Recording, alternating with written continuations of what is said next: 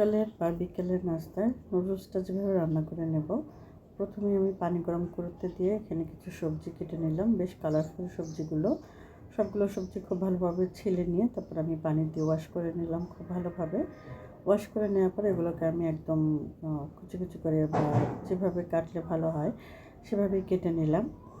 কেটে নিয়ে আমি নুডলসটা শুদ্ধ করে নিলাম, আর এর মধ্যে দিয়ে দিলাম ব্রোকলি এবং বেবিকর্ন। এগুলো একটু সেদ্ধ হতে সময় লাগে, তাই নুডলসের সঙ্গে দিয়ে দিলাম।